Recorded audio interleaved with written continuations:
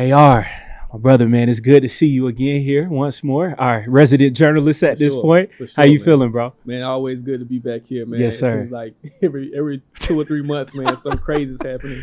Hey, listen. Something crazy is happening. Every single time I'm like, yo, we need AR's perspective on these things because, man, it's needed. People in the comments section, all the subscribers, everybody loves you because you are a breath of fresh air because you are a real journalist, which is a dying breed right now, unfortunately, though, man. Yeah. But, man, this week, a lot has gone down. Yeah. Before we even talk about Puff, let's talk about some Atlanta news, man. Yeah. Rich Homie Quan. Yeah. I'm 27, so when I was in high school, Quan was in his prime, bro. Oh, So, yeah. you know, we talk about Walkthrough. We talk about so many hits. My personal favorite, Rich Gang mixtape with him and Thug. Man. That was a classic. Come on Sure. now. That was a classic. And I think that might have been like 2013-ish, 2014-ish. Yeah, it's around that. So, man, hearing about Quan's death, he was so young. AR, you being a true Atlanta native, a journalist, of course, from covering all of these artists. How did you feel when you first heard about that news? Yeah, Rich Homie Quan, man, is really wild because I kind of seen that transition in Atlanta hip hop in terms of just covering the hip hop scene in Atlanta and just seeing that transition from like early 2000s when we had Lil Jon and the Crunk era. Then T.I. came, T.I. Jeezy and Gucci come with the trap era. Yeah. Then you had like futuristic swag, and then you had the snap movement. And then around like 2010, 2011, you had this new crop of artists that just came, seems like out of nowhere, and they kind of changed the entire trajectory of Atlanta music. And we're talking about Young Thug, we're talking about Migos, we're talking about Future, Rich Homie Quan. They're all in this same group of kind of like changing the trajectory of where Atlanta music would go over the next decade. Rich Homie Quan was like one of the standout artists from that group of people who were just pretty much doing their own thing in terms of music. And you know, just I remember seeing like Rich Homie Quan for the first time around like 2012. I actually probably did one of his first national cover stories. Wow. And just, man, he was someone who, he didn't just rap. He was kind of like, he was very melodic. You know, someone who had like a soulful sound to him, but you could still hear that Atlanta trap influence. Yeah. And yeah, it was just kind of, you know, a shock to see that, you know, another artist from Atlanta has passed. I mean, we've lost so many major prominent artists over the past few years. Rico this year too, man. Rico Wade, Yeah. he had Trouble, Bankroll Fresh, Takeoff. I mean, Young Thug is in on trial right now. So it's like, what's happening to the Atlanta music scene in terms of what we grew up on? We seeing that these legends, these individuals who paved the path, not just for themselves, but for the entire scene of Atlanta, we're seeing like the demise and kind of just them, you know, not being looked at in a prominent light. So it was a major black eye for the city. It was something that I think, you know, we really have to kind of really take a step back and really try to understand where we going next with this whole thing in terms of just you know, how are we making sure that the artists and just our community, what are we doing moving forward in terms of just how we're treating our bodies, how we're treating each other. So like I say, it was a major loss for the city. Yeah. Treating our bodies, man, because that was about to lead into my next question perfectly. Because seeing Quan, and he was so young, early 30s, and it's like he had his own struggles with taking pills and things like that. And we have so many rappers that talk about taking pills, right? We got, what's my man, the young dude, I want to fuck me too. I keep forgetting his name, but young artist as well, but he's talking. Nah, it's the other one, but it'll come to me though. NFL, shit crazy. But man, yeah, shit crazy. MLB, NBA.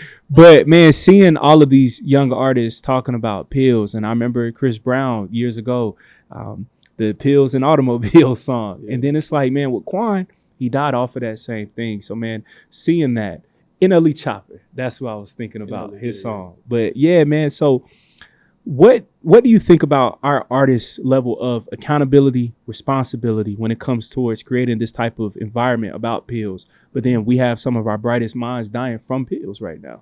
Yeah, it's interesting that, you know, how hip hop pretty much changed in terms of just how we approach drug use, right?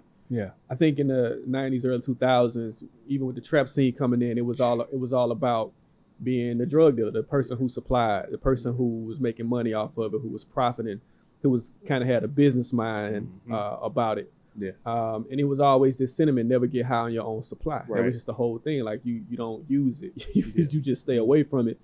And then it kind of changed. We saw that trajectory change where it was like these artists not really rapping about selling anymore; they were rapping about using.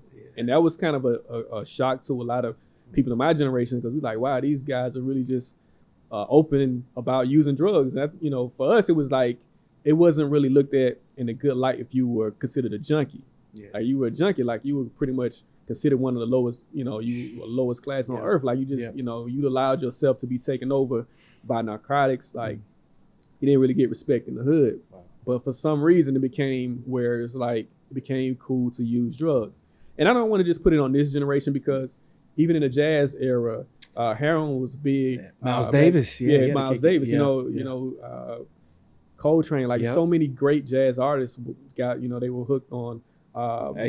Excellent and so we've seen this before in terms of black music, and now it's like it's almost a return now in rap music, where we didn't see that early on, right? Because like I say, it wasn't cool for a while to use drugs, and I don't understand like how it what flipped in terms of, all right, we popping perks now, what I'm saying, we on Molly now, we sipping Serb. And so it shows that there's a deeper issue in terms of mental health that we probably really need to like address as a community. Hey, you got in your bag on that one. Rich Homie Quan, what do you think Quan's legacy looks like now that he's passed? Well, I mean, like I said, he helped usher in a new sound for Atlanta, where it was just like he changed the entire movement. Yeah. Like it was a whole different sound. Like Rich Homie Quan didn't sound like Tip. He didn't sound like Jeezy. Like he had his own sound. He had pretty much carved out his own lane. Yeah. And so I think that what he did, 2012, 13, 14, and 15, that music still resonates today. You can still listen to Rich Homie Quan, like it aged perfectly. Yeah, like you can throw on Rich Homie Quan right now, and people are going like, it's still gonna get everything hyped. So it's like he's someone who made timeless music, and I think that's something that a lot of artists today don't really understand the formula. Like he had a formula of creating like hooks that you just couldn't, that you had to I'm the man when you walk through. Like I'm saying, I'm the man. I'm the man. So it's like, so he made he made anthems, and so I think that was something that's always gonna stand the test of time in terms of his place in rap music. Yeah, Quan's life, AR, I find it so interesting because he basically was on top at a young age, and then of course, as all artists, you have to evolve, and sometimes there's ebbs and flows because there's certain things that happen as an artist at certain times. And seeing how when things were down, pill consumption started to take place. How do you think, or what do you think artists should do to cope with sometimes not being the hottest at that moment, especially after being on top? How should they start coping like with that feeling? Because I think that's very dangerous, because it's like you can get hooked, and then getting hooked, that can end your life. So how should we cope better?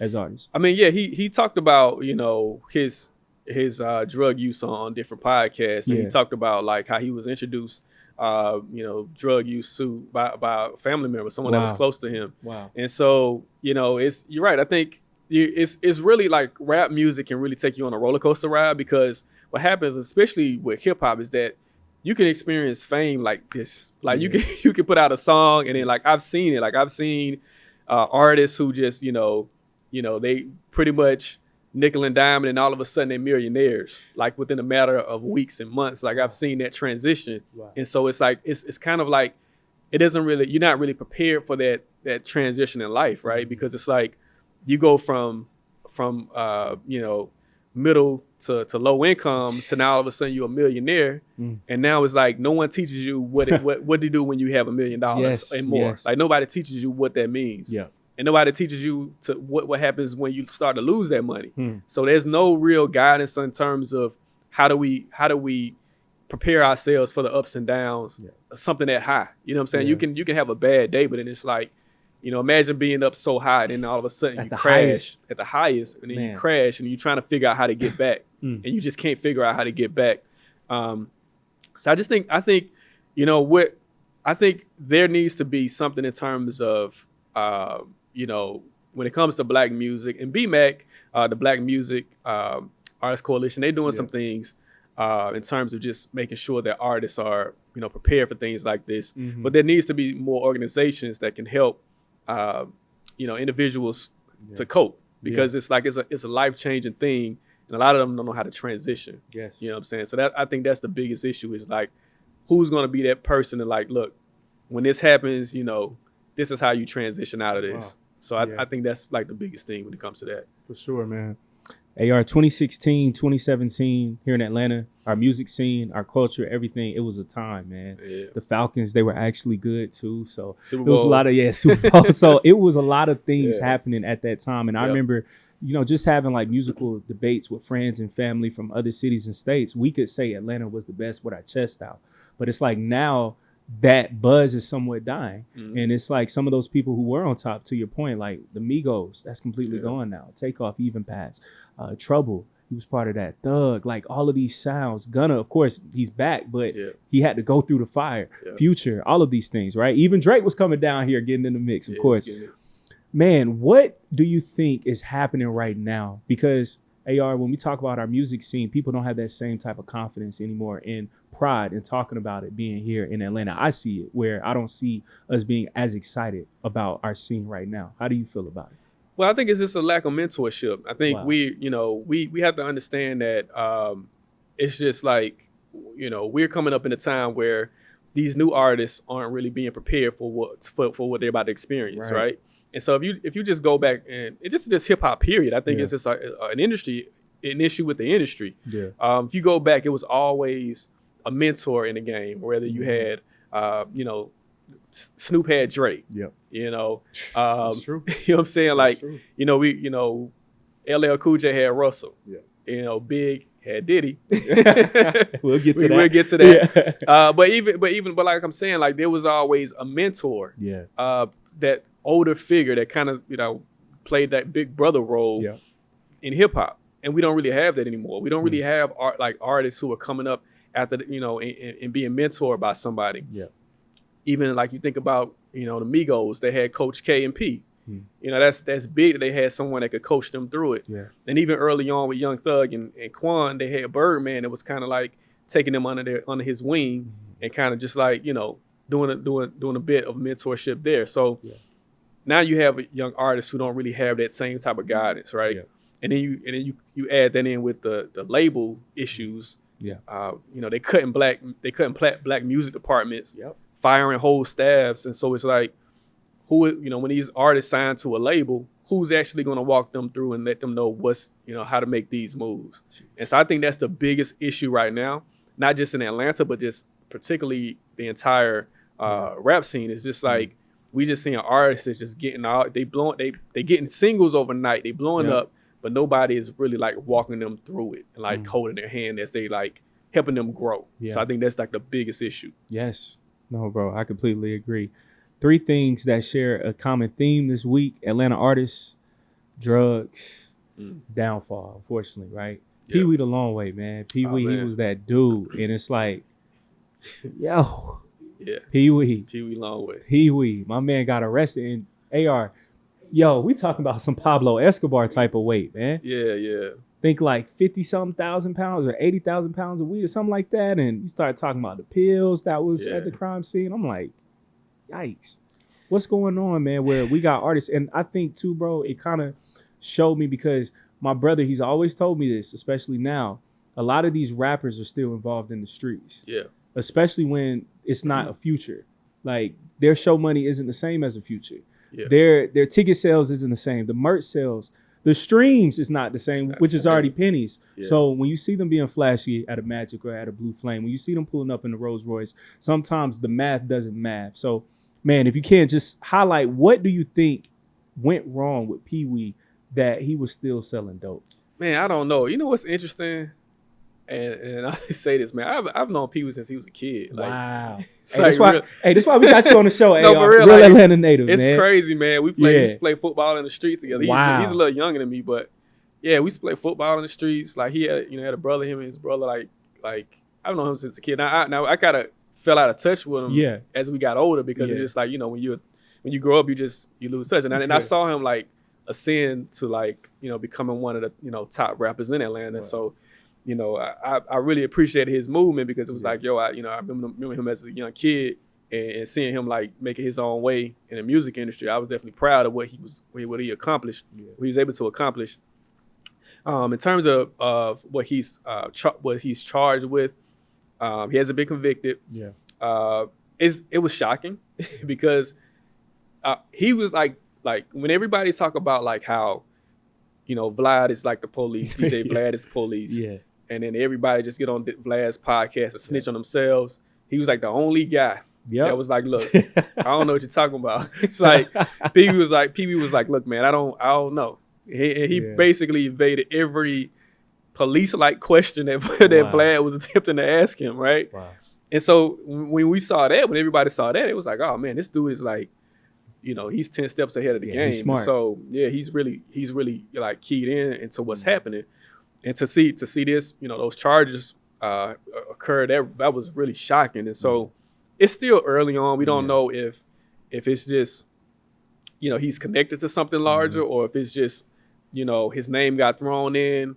When it comes to something that major, then it's usually an organization. Yeah. So you don't know what type of role or any role that he played. It could be, a lot of times when it comes to stuff like that, that's usually like RICO charges. Yeah. Because you're dealing with that massive amount of money, weight, it's guns, racketeering. Things of that nature. Yeah. So it's like racketeering. So we don't know what role he played or role anyway. It's sometimes like I say, even if we go back to the YSL case, basically what the Fulton County DA did was like, look, we finna cast this wide net. We finna get everybody we know that Yeah. We finna arrest all y'all, and we're gonna get y'all in the room and make sure, and we're gonna try to make y'all tell on each other. Wow.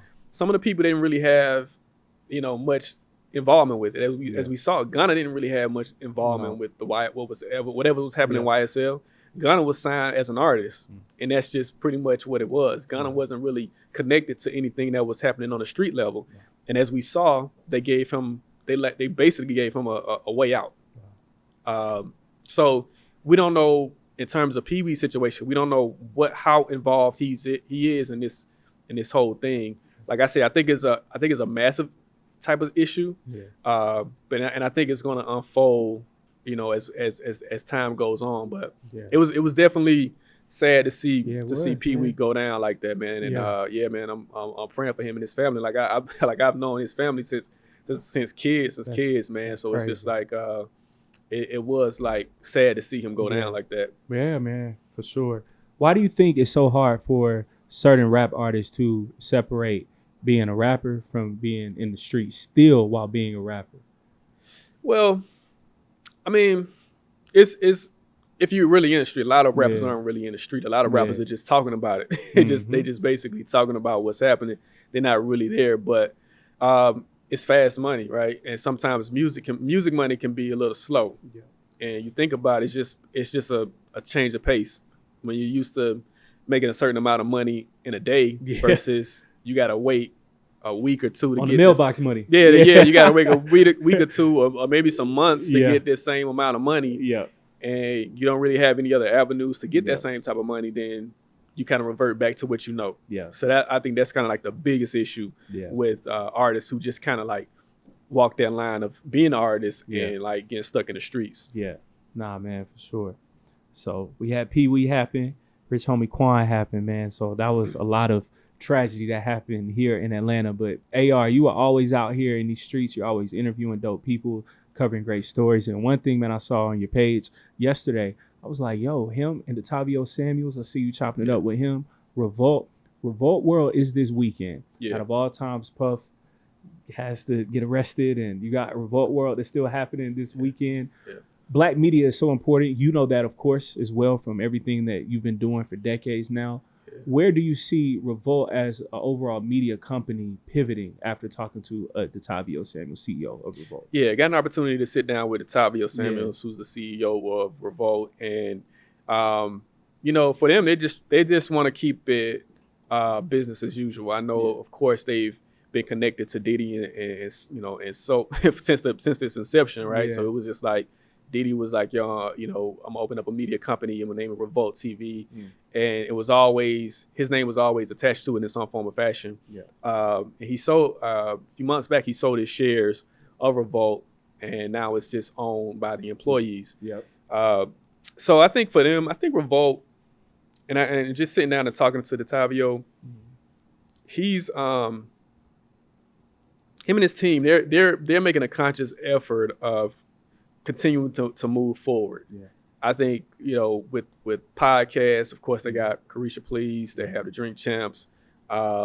They've been able to kind of use celebrity to kind of like continue that bandwidth, to continue those numbers, because Carisha is still doing numbers. Yeah. And I think they're going to do something with Boosie, and I know that's going to go crazy. So they're finding ways to use a lot of social media influencers and celebrity to kind of keep the hype alive, while also still doing black news, and they're doing a lot of election coverage as well. Yeah. So, I think it's important for black media to survive. I think when the initial thing happened with Diddy, that was my initial concerns, because I know so many people that work at Revolt. I understand the importance of black media, the importance of having a black media outlet.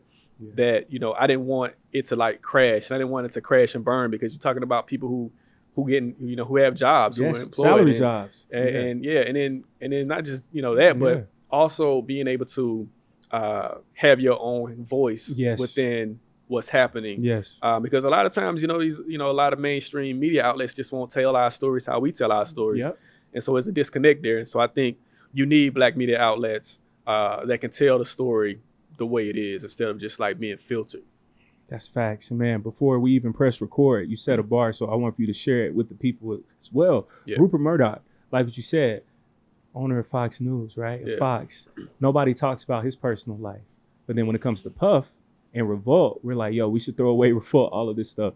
How should we start to learn as a people that our media is our everything, and also we can't attach emotion to everything? It's not saying that Puff isn't wrong. It's not saying what he did was foul things. Of course not. But we can't throw away the baby with the bathwater too. So how can we start to use that same mindset that they use towards Fox News, that is their religion, that's what they watch, they support it.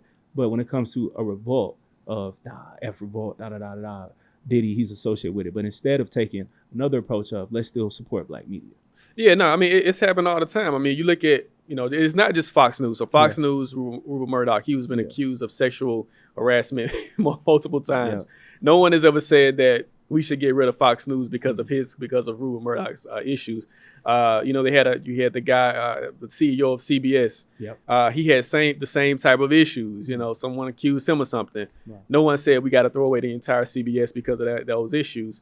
So I think when it comes to mainstream media outlets, they get opportunity to recover, remove that person from whatever role that they have, and they just keep moving. The public, doesn't really think about it.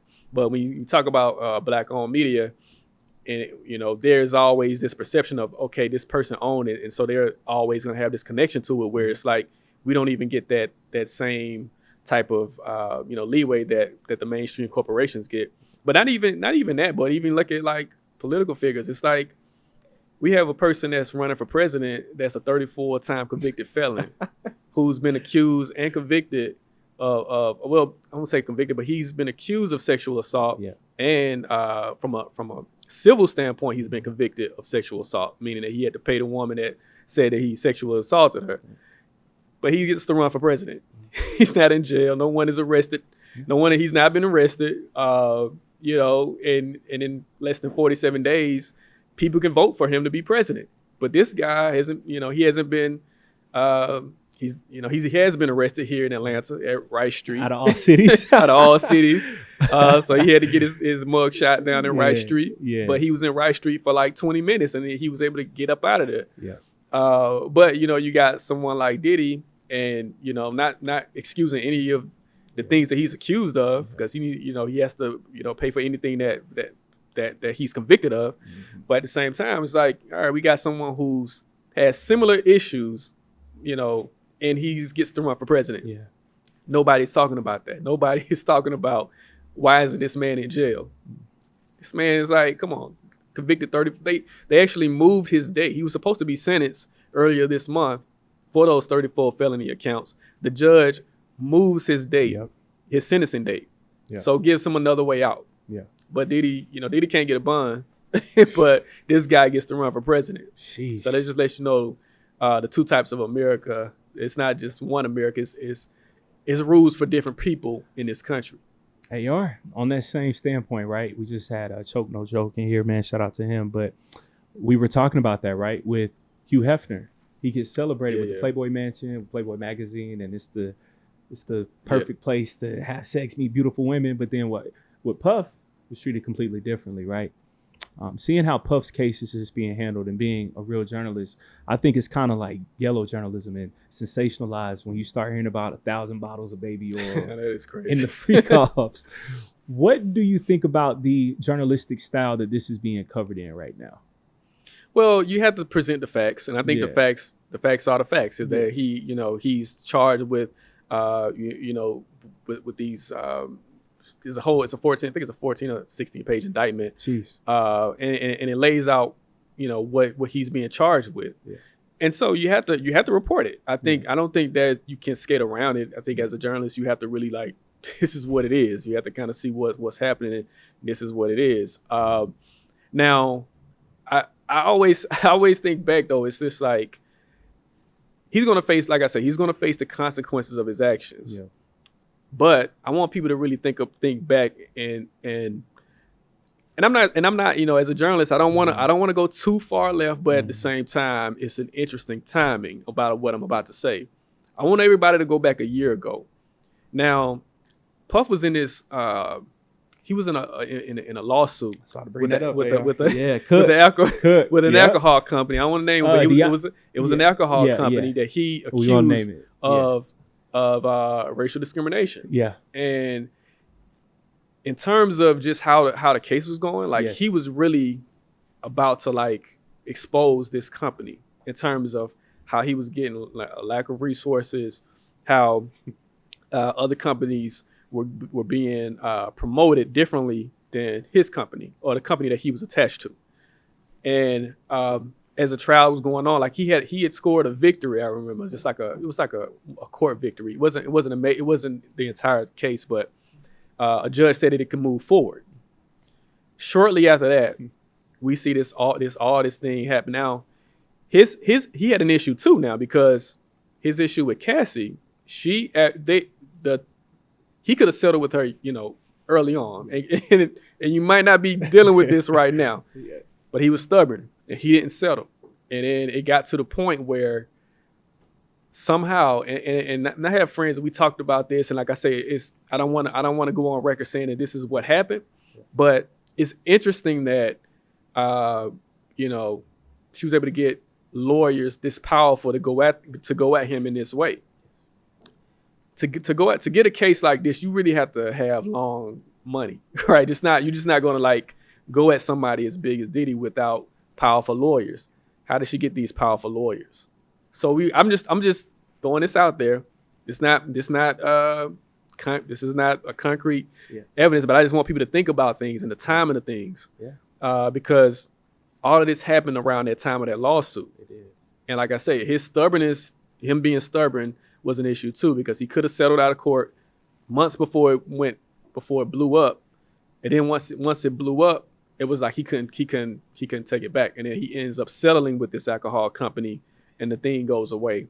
But like I said, I just want people to go back and look at that initial lawsuit that he had, this racial discrimination lawsuit that he had against this the alcohol company, and that probably would have favored him had this other stuff had not happened. So. Like I said, I just advise everyone to just take a look, do your own research, come to your own conclusions. But I'm just giving that information, putting that information out there. For sure. In the words of the great Dr. Umar, don't you find that suspicious? And I do though, man, because I have that same theory. And what I personally believe is that the feds were already, or that Cassie rather was already cooperating with the feds. It's possible. And that they were probably had a deal on the table, and part of this deal, stage one, we're going to get you with these lawyers. We're going to take down his image, the civil lawsuit. Okay, check that off the box, which happened. Was that like last November-ish? It was like last year. Yep. Yeah, so then that happens. And then after that, a few months later, at the top of the year, you see the video. So then public perception is already confirmed. Like, hey, we already saw the civil lawsuit. So now we just saw all this on tape. He's a monster. So then that whole appetite starts to brew. And then now we're here in September. And now once like he's arrested, everybody's like, okay, I already expected that, because now it's almost been a full year of us already being processed into this thinking. With Puff, man, this is something that's so methodical, because seeing how this is taking years of brewing, hey, I'm just kind of like taken aback somewhat, because just last year in VestFest, he's writing a check. A few years back, BET Awards, Lifetime Achievement Award, everybody's celebrating him. How do you think the people that's been in these circles around him at these parties, frequenting around Puff, what do you think the overall climate looks like right now in the Black entertainment industry? I think everybody's scared, because it's on multiple levels, right? On the legal level, I think people are scared because they have videotapes of whatever these freak offs were. So that's, we don't know who's going to be implicated in that. Yeah. That's one level. And then just, man, it's interesting, man. It's just like you talk about the industry and what the industry is thinking about. The day before the Fed's indictment, Kendrick drops Party Dies. I'm not sure if you were going to go over it, but watch the Party. We are. Like, you already know. But I mean, it's just, the coincidence of like what Kendrick was saying in that entire song about, praising gluttony and everything that he was laying out in terms of what has to pretty much be destroyed for the industry to like get back to where it needs to be. Yeah. It was just like crazy time. And if you listen to that to Kendrick's Watch the Party Die, and just think about what's happening with Puff and what's happening with Diddy in terms of this entire case, man, it's just crazy timing. But yeah, I think the industry is really, everybody's probably like trying to figure things out right now. And just think about it, like when we, think about like how hip hop changed, and just going back 50 years, right? Sylvia Rome was the first what we call hip hop mogul, black woman who put out the Sugar Hill Gang, first hip hop mogul. After that, maybe like the first, 5 to 6 years, artists were just trying to figure it out in terms of what hip hop would be, how it would be disseminated, things of that nature. Russell Simmons becomes like the first, after Sylvia Rome, Russell Simmons becomes the second hip hop mogul, where it's like now you could create a business around this art. Like you don't really have to get signed to someone, or if you're signed to someone, you're signed to a black mogul. Yeah. And now you have the Russell, you have Suge Knight, you have Birdman, you have Master P. Yeah. The hip hop mogul is born, right? And it's just like, wow, we're seeing black people, mostly black men. Sylvia Rome was an exception, but we're seeing black people take control of this art and becoming millionaires, right? Like, and really looking at, we're seeing these guys as business figures, and then we just fast forward, it's like Russell is in exile, and I don't know what the issue is, but he's not in America anymore. Yeah. He's in Bali. A lot of people are saying that he may have some pending cases. I don't know. Yeah. I'm not saying it, but we're not seeing Russell around as as we did 10 years ago. Russell was a major figure in our community doing things, and we're not really seeing Russell anymore. Suge Knight, convicted. We have Diddy. And so we're seeing like the fall of an industry almost, right? Like almost like the industry is almost like killing itself in a sense, where it's just like we're seeing these powerful figures who we all looked up to for a while.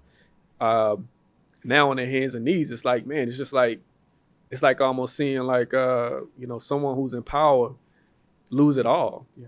And we're seeing this, time and time again with multiple people who had control and who were prominent in this industry.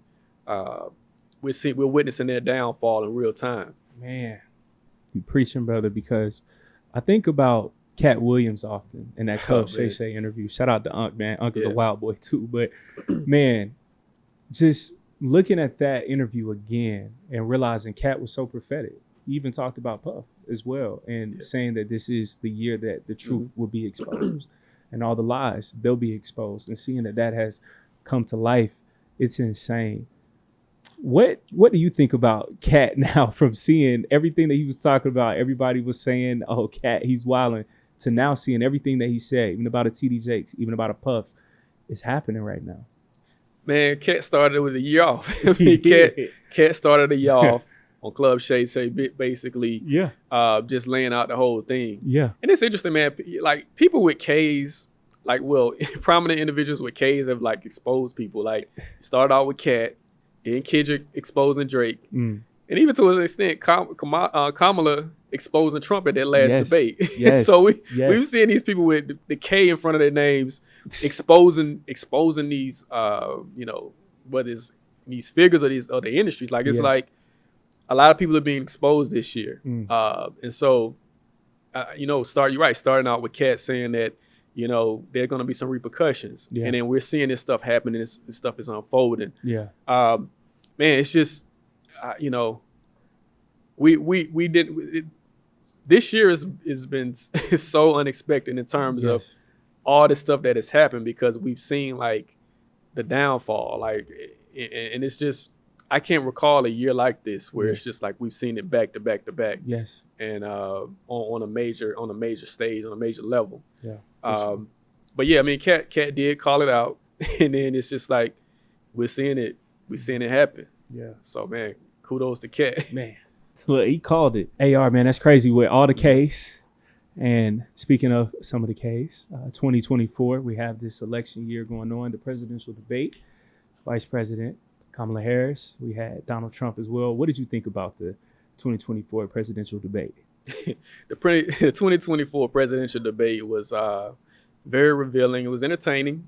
Yeah. I think the world, if they didn't know, got a chance to see what it looks like to have a competent person next to someone who just should be like playing golf or something. I don't know.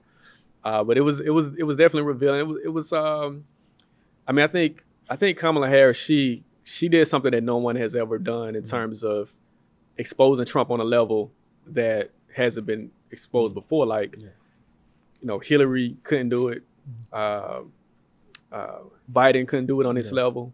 And even the Republican nominees who debated him in other situations, they haven't been able to kind of like make Trump look small. Yeah. She made him look like a little boy. Like, she made him look like somebody who shouldn't be on the stage with her.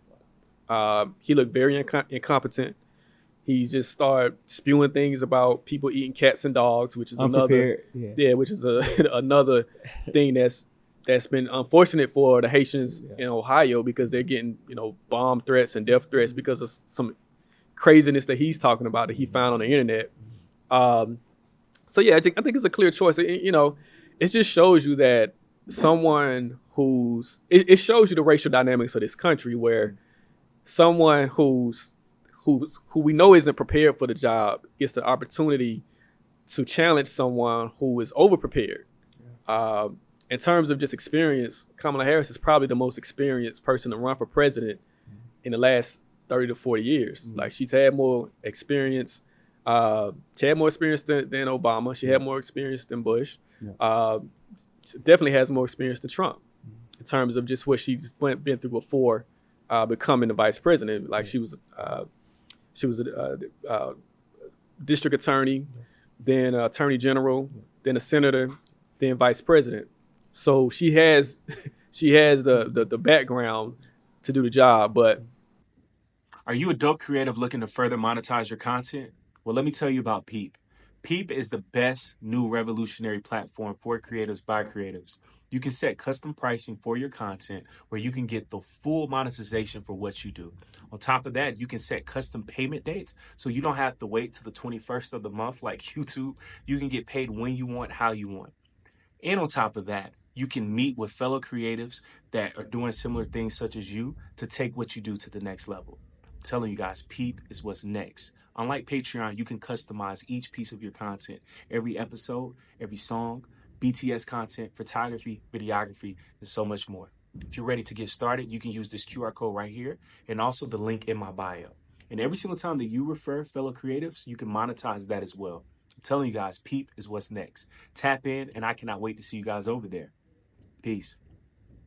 She has to challenge someone who's never been in politics, who hasn't even been a council member in politics, probably doesn't even know the basics of the Constitution, but he gets to run for president. It just shows you the divide in America. It's just like someone who's not skilled in what they do can ascend to such a high level. Yeah.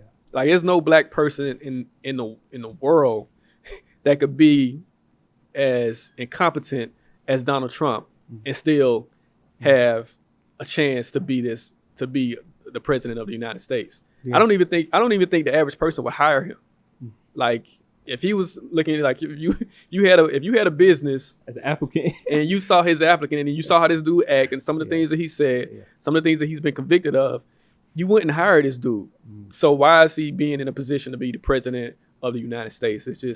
It's really just like disturbing on so many levels. Yeah, and she's being referred to as a DEI hire, and she's not qualified. But then, to your point, Trump has no expertise besides being president during that time period. But yeah, man, and AR, as being a black journalist, and not only a black journalist, editor-in-chief of a very historic publication as well, what did you think about Kamala Harris's interview with the NABJ as a black journalist? Yeah, I mean, she held her own. I think she pretty much, it wasn't as confrontational as, of course, the Trump debate. Yeah. I mean, not the Trump debate, but the Trump interview at NABJ. Yeah.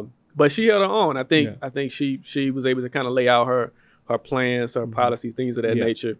And I mean, it was something that I wasn't like shocked by anything that she said. I think she did a good job of really just, speaking to this segment of the community. Yeah, for sure. Man, seeing that as well, I was very interested in seeing the line of questionings, things like that. How do you feel about the overall young black attitude towards voting right now in this 2024 election?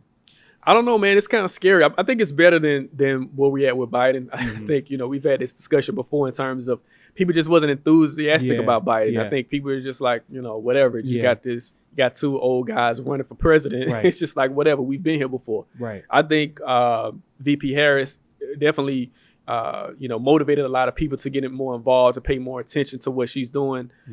She still has a lot of work to do because she's not really a household name. Like the average person doesn't really know about her. Yeah. And that's kind of one of her biggest issues. Yeah. Outside of being a black woman, that's, people just don't really know her. Yeah. And so we just, I think the younger generation really need to pay attention to what's at stake in terms of if whoever gets into office, what is it going to mean for you in the next 10 to 20 years? Yeah. We talked about how, Trump, had 3 outrageous Supreme Court justices and what they've done so far, overturning Roe versus Wade, where you have black women now who were dying because of abortion bans. We just had ProPublica released a report saying that 2 black women died because of Georgia's strict abortion bans. Of course, Amber, she passed. She took an abortion pill, and the abortion didn't go to full term, and so she needed to go to the doctor to get the procedure continued. Yeah. However, because of the Georgia's abortion ban, doctors who perform an abortion can be sentenced up to 10 years in prison. Jeez. So they waited basically 20 hours to get clearance to see if they could perform this surgery on this black woman, and it was too late. She died.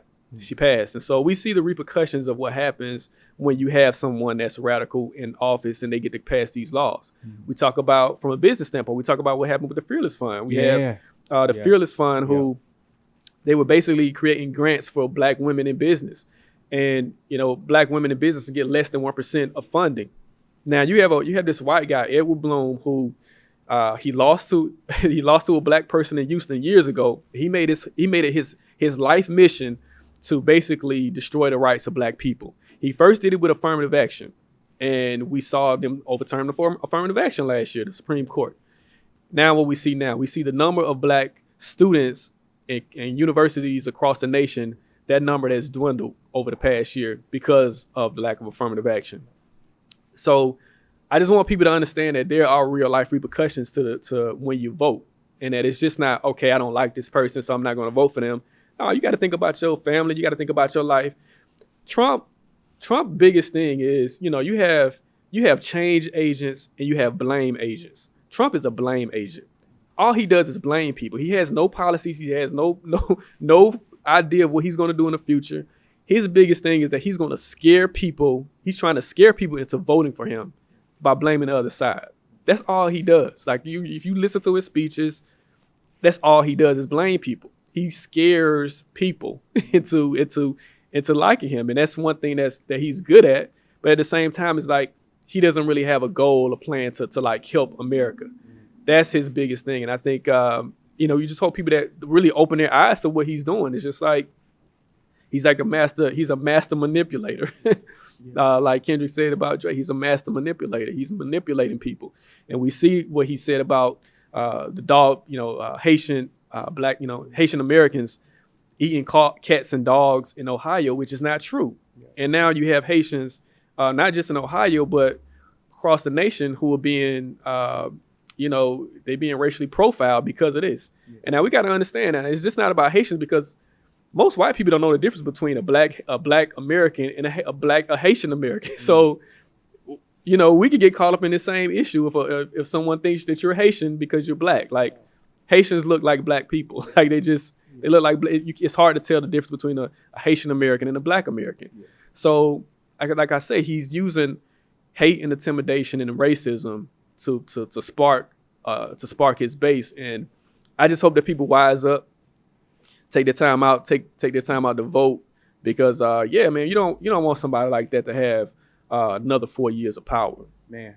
AR, I love having these conversations with you, man, because we can always have intellectual type of conversations and then talk about pop culture. But, man, just staying on politics, hearing you speak, I love it because you always come prepared. You always come with your facts, right?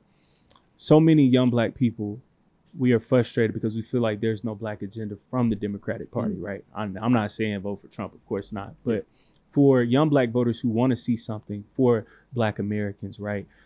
How and why should we stay enthused right now during this election? What is your thought process on it? Like, should we still be pushing for a black agenda, or should some people just be happy just to have Trump out of office? What are your thoughts on that? Well, it's some things that's going to help this. So it's almost like a Trojan horse, right? It's like, It's some things that they're offering, Harris administration they're offering that would disproportionately help black people. Now, we talk about the student loan situation, where it was like the Biden administration, they had a whole thing where they were going to dismantle, get rid of a lot of student loans that will disproportionately help black people. And we saw that, I did several articles on it, and we saw that there were a lot of individuals upset because it would disproportionately help black people. And so we talk about closing the racial wealth gap. Something like student loan forgiveness, that's something that you would need. But what happened? The Supreme Court, they struck it down. Since Trump's Supreme Court, they struck it down. So they're not in the business of helping you. You talk about a black agenda. This man is not trying to help you as a black person. He don't care about you. That's what I would tell black people. He don't care about you. I don't care what if you don't think she's black, or you just think she's not gonna give you reparations. Trump does not care about you at all. He don't care if you live or die. Like, he's not for you. So it doesn't matter what it is. Well, I won't say it won't matter, but I want you to just look at what she's offering, or what she's proposing. Down payment assistance, disproportionately that would help more black people having down payment assistance. There's another thing that she's proposing in terms of healthcare, things of that nature. So I want people to do their research, look at both sides, and really dig deep into what what's going to really help the black community. Trump was in office for 4 years. He didn't do nothing to help the black community. In terms of HBCU funding, the Biden administration has given more money to HBCUs than any other administration in history. And so we just have to really think about what you're going to do. Like, I just know it's really only one option if you're a black person. If you're really thinking about your kids, you're really thinking about your family, you would be in a better position under a Harris administration than Donald Trump. Yes, sir. That's easy. Hey, I respect it, AR. Kendrick, man, you told us months ago, earlier this summer, man, bro, Drake, please do not do this. Please don't do this. And now, as big as the Super Bowl, man, I thought about third-person shooter every single time. So I'm like, dang, Drake, you said as big as the Super Bowl. And Kendrick said, all right, bet. And now Kendrick is performing at the Super Bowl in New Orleans, man. When that news first broke, AR, what were you thinking? Man, I was thinking back to our conversation where months ago, when you and I sat down and we talked, and we talked about this Kendrick and Drake beef, and I basically, tried to give Drake advice. I said, don't go there. Like, just let it go. I was like, just let it go. Don't go there. And Drake took the bait. He took the bait. I don't know if it was ego. I don't know what it was, but he took the bait, and it's been a horrible year for him. It's been a horrible summer for Drake. It just won't stop. It just won't stop. And it's just like, but it was a way out. That's the thing about it. It's just like, he had a way out. Drake could have avoided all of this. He could have just stepped aside and said, look, I'm not going to engage in this way. He could have continued to make his music. Yeah. Kendrick would have probably just disappeared again. Yeah. After like that, we probably wouldn't have heard from him because we don't really hear from Kendrick. He took the bait, and then, Kendrick drops Not Like Us, which becomes the song of the summer. Now Drake is looking crazy. And then it's like, okay, we go a few months, Drake drops these 100 gigs, and it's just like, all right. They didn't do anything. They didn't hit. Yeah. It's just like, all right, whatever.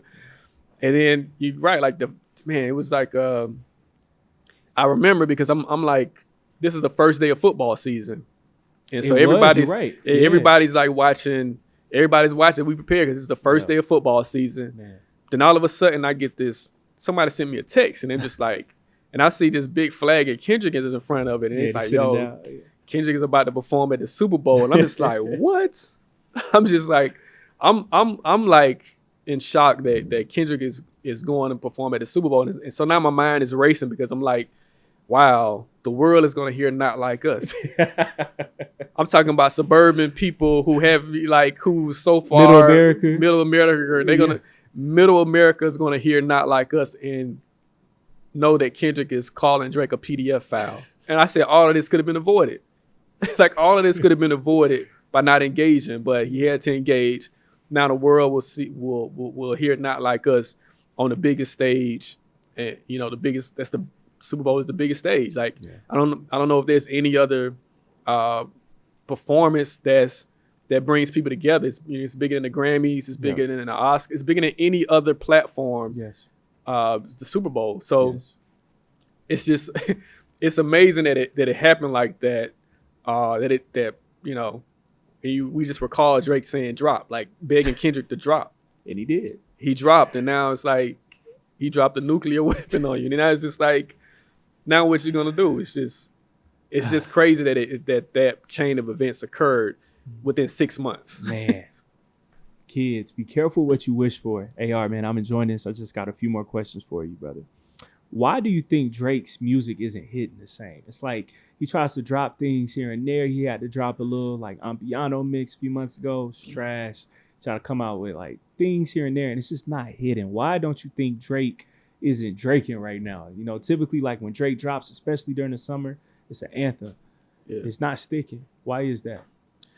You know what? I compare Drake to Ben Simmons. Jeez. Wow. No, for real. Hey, I'm very interested in hearing this. No. Yeah. It's real because it's like, if we think about Ben Simmons, in basketball terms, he was almost considered kind of like the next Penny Hardaway in terms of, he was like a guy 6'10", 6'10" point guard, play crazy defense.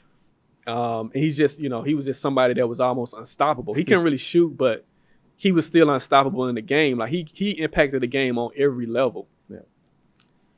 And so it's like Trae Young was Kendrick because Philly played Atlanta in that playoff series, and we saw that Ben Simmons basically lost. They basically took his soul. Yeah, he did. Ben Simmons hasn't been the same ever since. Yeah. And it seems like it's something similar is happening with Drake in terms of like Kendrick almost took anything that's like it's like he exposed him to the point where it's like he took all his superpowers. Like he took everything that he had, and now it's just like that magic touch is gone. And like people don't look at him the same. His music doesn't sound the same. He's not even approaching the game the same. You know, we talked you know, months ago, and I was like, he should just step away. Because I think if you step away, then it's like now you give people a chance to miss you. You can actually sit down and kind of reorganize your thoughts. You can actually kind of figure out things and really take a step back. But now he's like trying to fight. He's drowning, but he's trying to like figure out how he, you know, could get back to the top. And it's like, it's not working. And everybody, you know, people have advised him like, look, just take a step back. But it's like, he's rushing now. He's rushing the shot. He's trying too hard. And every attempt is failing. Like every attempt that he's doing is failing. I think the best way for him to get back to where he is to just take a break. Like he can't just keep dropping 100 gigs and just like these, you know, random songs and random videos and think it's gonna like get him back to where he was. Like you got to just like, you took this L. Like I said, the more you produce things and it's not a hit, people are gonna revert back to what happened over the summer. But yeah, I think he probably just need to take a step back for a minute. Maybe get into acting or something. Like back to the Degrassi. No, for real, go back to acting, man. Like do something else and then come back. Because I think what happens is people will miss you for a minute. Yep. And then people always like a comeback story. Yes. But you're gonna have to like get away. Like you can't just like keep putting out this low to mid grade music. It's a bad look. Hey, go in exile, huh? Take a step back to take 2 steps forward. I hear you, man. And Ben Simmons and Drake, Trae Young and Kendrick, that was a great analysis, man. I would have never even thought of it that way, but it fit perfectly.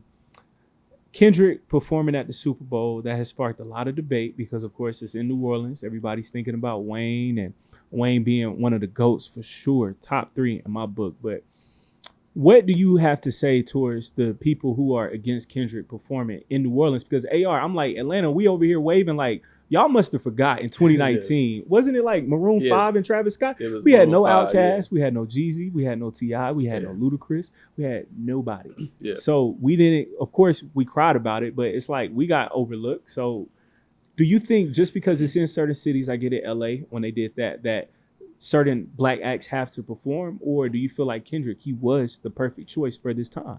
Well, it's like a lack of education a lot. I think it has a lot to do with a lack of education in terms of how the process works for the Super Bowl. Right. For the most part, Super Bowl isn't really about the home team. It's really just it's a celebration of the game. It's a celebration of entertainment. So you rarely get an artist that's going to perform that's from their hometown. Like it's only happened really once with the LA thing and the Snoop and Dre situation. So you rarely see that, right? Yeah. And so I think that's the first thing. It's like you have a lot of people on social media that just they're not familiar with the rules and how the Super Bowl works. Yeah. Now the Lil Wayne situation, that was interesting because I think initially when they announced New Orleans as the Super Bowl, a lot of people thought like, oh, it'd be cool if Cash Money got it, and then homage to New Orleans culture. Yeah. I'm not mad at that, but at the same time, it's just like I don't think Lil Wayne was owed it. I think that's the biggest issue. It's just like I think people are approaching it like, oh, Lil Wayne was owed this look at the Super Bowl just because it's been in New Orleans. It was in New Orleans in 2013. No one said, oh, we need to have Lil Wayne there. Yeah. And so I just think that it was just a lack of people really understanding how this thing works. Mm-hmm. I'm not going to say that Lil Wayne wouldn't do well. but I don't think he's going to do as good as Kendrick, because I just think from a performance standpoint, like I've seen Lil Wayne perform maybe 50 times. I've seen Kendrick perform multiple times. Like it's night and day. Huh? It's night and day. I think and just in terms of performance, like Lil Wayne, he's still a dope lyricist in terms of he can get on a track and he gonna say something clever. Now, in terms of just putting together a show, not so much. Like his shows are just okay, but you rap along to the choruses or whatever. It's entertaining. Yeah. Kendrick gives you a show. My man had dancers. Like Kendrick gives you almost like a Broadway performance. Yes. If you got an opportunity to see the Big Steppers tour, like I mean, it was a masterpiece of a performance in terms of just from an artistic standpoint. It's going to take you to another level that you didn't even thought about it. And so I would just beg people to just take a look. YouTube is free. Go on YouTube, Google Kendrick performance, and Google Lil Wayne performance. Yeah, watch both of the performances, and just I want you to have a judgment for yourself of which performance moves you the most. So I think that's what it is. Of course, people in Lil Wayne's corner, like Nicki, kind of went out of hand. I think she kind of went overboard in terms of just like, of course, she's going to defend him because that's the person who brought her in the game. Yeah.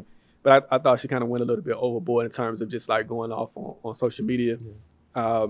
It's like, all right, what is this, right? Yeah.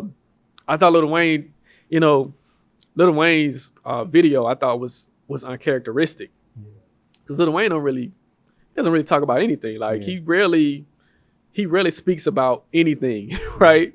He don't really give opinion. Like he just outside of sports, like he talks about sports, but other things he doesn't like. He didn't really say much about the Drake Kendrick thing. Like he don't really talk, and so it was kind of like interesting or just like I don't know, odd to see Lil Wayne have a video saying that he wanted to be in the Super Bowl, things of that nature. I just thought that was just like, all right, man, like come on, like was that really needed for you to get on camera to make that type of plea? I think we all know that he's a great artist. We all know that what he's contributed to hip hop, that doesn't diminish anything. And we don't know what's going to be next. Like we don't know if Kendrick would have invited him on the stage to do a song or two. We don't know. Like we don't know. Like let it play out. Like everybody calm down. Now it's like anything that could have been a surprise is almost spoiled now. Where it's like, now I don't want Kendrick to bring anybody on stage. I just want Kendrick to just rock out by himself. Yeah, like just rock out by yourself. Just get on stage, one mic, and just do your thing, Kendrick. Don't invite nobody, right? I don't care. Like it's in New Orleans. Bring Compton to New Orleans. That's how I see it. Like, forget everybody else, because it's just the reactions of it. Just like, it was a way that it could have been handled, where it's like, I think Master P handled it well. I think Master P put out a statement. It was like, look, Lil Wayne is a legend. Hopefully he could be a part of this show in some form or fashion. That's all you have to say. Yeah. You don't got to go all crazy and be like, it was just too much. And now it's just like anything that could have been special or could have been a surprise has been spoiled. Wow. Because of this whole, the backlash of it. Yeah. So hopefully, like I say, Kendrick should just rock out by himself. Don't invite nobody on stage. Just bring Compton bring the world of Compton on your stage, and then just rock out for 13 to 15 minutes. Just be you. Like that's what I want to see now. I don't want to see no surprises. Like yeah. Yeah. No, I mean it's real. No, it's real. I think if you and it's not. I mean Zay, you made a great point. Is that if you're a corporation and it's like we have the biggest show of the year, and it's like, who can we really trust to bring this home? Not saying that Lil Wayne wouldn't be prepared, but he has been video, and we've seen him unprepared. We've seen him forget his lyrics. We've seen him not really give 100% on stage at all times. Yeah. And so when you take that to a corporation like the NFL, and they're like, all right, we don't really know if this guy's going to show up or not. It's like, all right, like what, like it's not like he's not. It's not like he's just performing at the local hood spot. Like, nah, can't mess this up. This got to be tight. Like, it has to be on point because the world is watching you.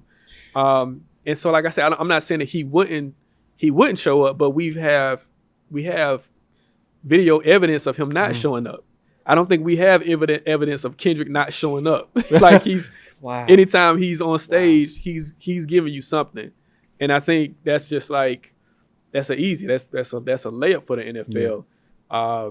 And I mean, and it's another thing. It's just like a lot of people don't understand that there was a time when hip hop wasn't even considered. Like hip hop wasn't even a thought in the Super Bowl, and for us to have these opportunities, where it's every Super Bowl now. There was almost every Super Bowl where it's some type of hip hop related. Yeah, it's like, and we react like this, and it's like, all right, next year we're gonna give y'all Guns N' Roses or Taylor Swift. That's like what they've been working on. You know, so but it's just like, Rolling Stones. We're gonna go back to the middle-aged white guy. Well, that's what they're comfortable with for real. Like, y'all are too complicated. Yeah, you got to think about it. After the Janet Jackson situation in the early 2000s, that was like 2004. Yeah, they were like, all right, we're just gonna do the middle-aged white guy band. Play it safe, and we're gonna play it safe. We're gonna give y'all any just. Because I think Beyonce might have been the first one in a minute that was like from the culture for real. Because that was what, 2012? 2013 in New Orleans. Back in New Orleans. Ravens 49ers. Yeah. Yeah. Wow. So I just think I think in terms of just hip hop, like we should be embracing Kendrick, and we should be, it was good that Nas spoke out and was like, look, congratulations, but you got people within our own culture taking shots at Kendrick, and it's just like, come on, man.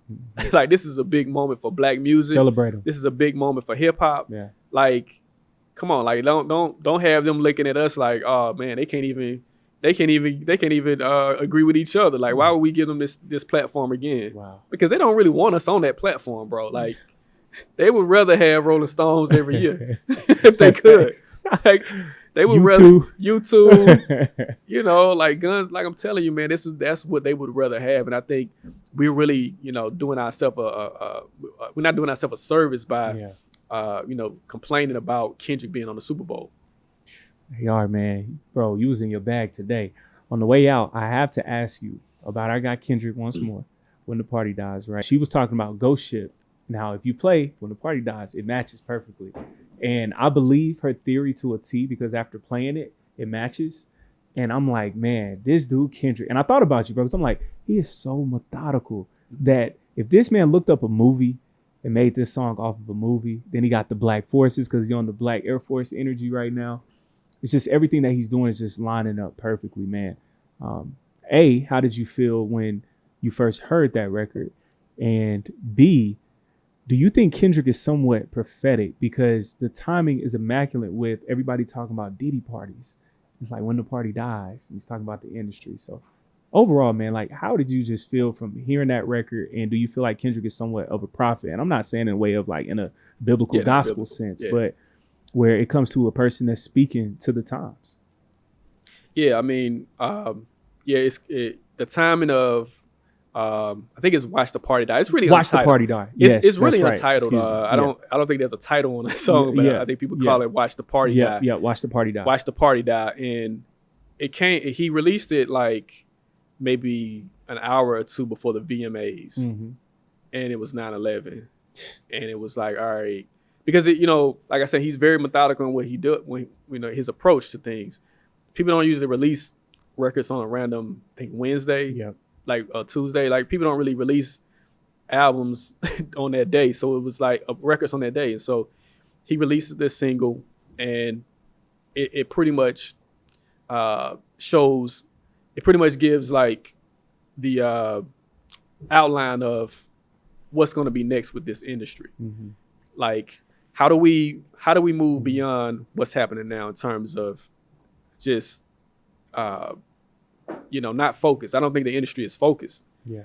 And, we think about like the VMA, that's almost one of the biggest parties in the industry. And it's like, all right, watch the party die. And that's interesting because it was like, the VMAs, I'm not sure if you guys got an opportunity to watch it, but the song of the summer didn't go to Not Like Us. I think it went to a song by Taylor Swift. Come on, bro. I didn't know and, that. Post Malone. What? Yeah, it was, I forgot the name of the song, but they got the song of the summer or whatever. And so it's like, all right, how does this be Not Like Us? And so in a sense, like Kendrick may have been prophetic there. It was just like, all right, we know what this is, and we have to really confront it. I think with the lyrics of that song, it's almost like he's using a lot of biblical references in a sense where it's like, all right, from a biblical standpoint, we got to kind of like destroy and rebuild. We kind of have to destroy what we've been used to in this industry in terms of partying, the over-saturation of just sex, drugs. Like, it has to be destroyed. And in a sense, it almost feels like this industry is caving in a sense, right?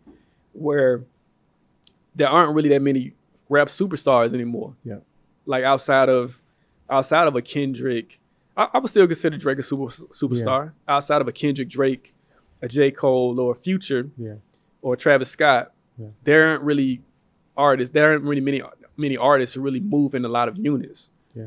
And so, in a sense, it's like we're seeing this level of what hip hop is taking a step back. Now the thing is this: does hip hop go the way of the blues and jazz, where it no longer becomes relevant to this generation, or do we take time now to like really reevaluate where we're going and give it another light? And I think that's where he's at with it in terms of, regardless of how much money you have, regardless of how much fame you have, and if you're doing something to mislead this next generation, you need to be eliminated. And that's what he's saying. Like, we have to get rid of all of these people that's not really pushing us forward. Wow. And he said something different. He's like, something interesting. He says, they don't hate me, they hate the man I represent.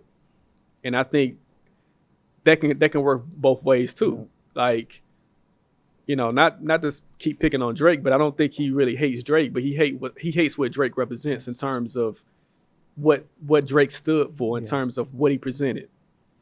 And I think that's kind of what Kendrick is going. It's just like the representation of hip hop is flawed now. It's not on the right path, and we may have to destroy and rebuild it. It has to be something that has to, like, we really have to take a hard look at it. We're seeing what's happening with Diddy. We're seeing this whole thing of pretty much one of the biggest figures in hip hop. Pretty much, we've seen his downfall. And like I mentioned earlier, if you just watch the party die, and think about the trajectory of Diddy, a guy who basically embraced the party scene. Yes. I mean, he was the ultimate party guy. Like, he was the guy who synonymous with party. He was the guy. He was the party guy. Yeah.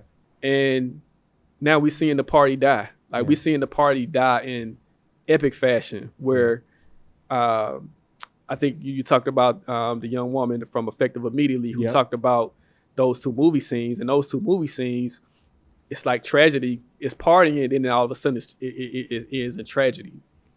And now we're seeing this tragic downfall of Diddy. Yeah. We don't know who's next. We don't know what's going to happen next. But it speaks to something. It speaks to what. It speaks a lot to about what Kendrick represents, how he presents himself. And man, I just think that it's. I think that it's. We're going to see a lot more happening between now and the Super Bowl. Mm-hmm. And how does this next generation come after Kendrick, or come after what we see now, to like restore what it is? Because now it's really a lot of BS music out in terms of hip hop.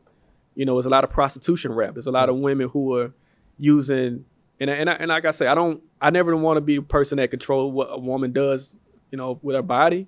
But, we just hearing raps about women selling themselves for money. Like, what part of the game is that? Like, how are you influencing the next generation with that?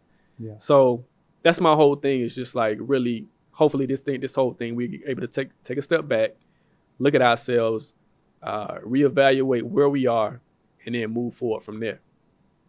AR, brother, you was in your bag on this one big time. I thoroughly enjoyed this conversation. As you know, each time things that's going down here in Atlanta and throughout the culture, we always got to bring you back, because it's always great talks. Very last question for the last 60 seconds, just to have some fun with it. Man, do you think he did it on purpose, man, Shannon Sharp? Or do you think he just accidentally? That's Mama Michelle. Do you think he just accidentally went on live? Shannon Sharp. Shout out to Unc, man. Yeah. Shout out to Unc, man. Uncle Shannon Sharp. I don't think he did it on purpose. Yeah. I just think that he don't like. I don't think he knew what was happening in terms of how to use Instagram. Like you can't touch something and it just go live. But it is a like Shannon has found ways to be in the news media. He can't stop it, man. Every 2 to 3 months something happens. Like first with the Cat Williams situation. I mean, he's always doing something where it's just like he's finding his way. Like he's more famous now than he was when he was a NFL player. It's crazy. Like Hall of Famer at that. Hall of Fame career in the NFL, but he's more famous now. Wow. So it just shows you that your life could actually have you could do a 360, have that second career. So, but no, I don't think Shannon meant to do it. I thought the Michelle shirts were kind of corny though, like selling. I think he had like some shirts. Yeah, about that's my Michelle. That's my Michelle. Like I thought that was kind of weird. Like all right, bro, we don't need all that. But it was a funny moment. It was an internet moment. He didn't get fired from ESPN or Disney. They didn't fire him. Yeah. So it was just a moment, and I think I think I'm sure he was embarrassed. I mean, no one wants to be have their audio of them having sex on live Instagram live, but I thought it was another unpredictable moment from 2024. Come on, man. 2024 has been one hell of a year. It's still not over. So you already know post-election, we got to have you back. For sure. And man, if anything happens in between that time, you already know what time it is. But man, sure, AR, we appreciate you, brother. Where can everybody follow you, keep up with you, Atlanta Daily World, everything, man? Yeah, definitely follow me, AR Shaw 23 on Instagram, AR Shaw on Twitter.